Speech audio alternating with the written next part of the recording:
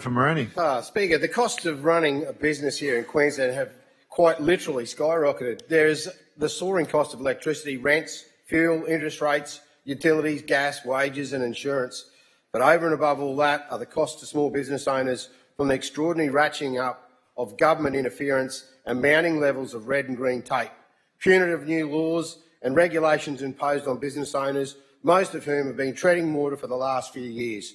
According to the report from the Business Chamber of Queensland, the amount of red tape and regulation strangling businesses in Queensland has doubled over the past 2 years.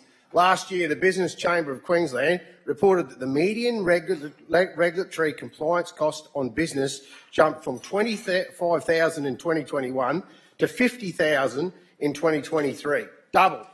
Business Chamber Queensland also found that 1 in 3 businesses have been forced to hire staff specifically to manage their regulatory compliance. BCQ estimated total regulatory compliance costs for Queensland businesses in Queensland as a whopping $11 billion. And that's without even factoring in all the billions of taxpayers' money government is spending on to administer the mountain of new rules and regulations they've introduced. Deputy Speaker, all of this regulatory burden has managed to do in Queensland over the past 8 years is to add cost to the living of add to the cost of hiring workers, reduce competitiveness, increase the price of products and services in Queensland, distort rational resource allocation, destroy efficiency and productivity growth, and drive all our good jobs, businesses and large chunks of economy offshore.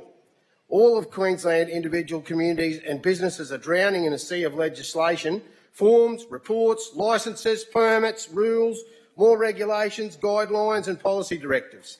Queensland's unchecked regulatory environment has become a self-perpetuating machine with a bureaucracy captured by special interest groups and multinationals who are the true beneficiaries of these regulations. The sheer volume of legislation and delegated legislation alone has become mind-boggling. Most of it is incomprehensible to ordinary Queenslanders. Here in Queensland, farmers have been the #1 target of regulation. According to a 2022 report by the Institute of Public Affairs since 2000, environmental bureaucratic spending in Queensland increased over 550%. That's outrageous. And it's why I'm calling on the Queensland Government to set up an Office of Regulation Review with the power to order all the regulatory impact statements for all these new bills and delegated legislation. Any regulation which fails to provide a cost-benefit analysis or regulatory budget should then be sent back to Parliament or a relevant minister to be reconsidered. Thank you.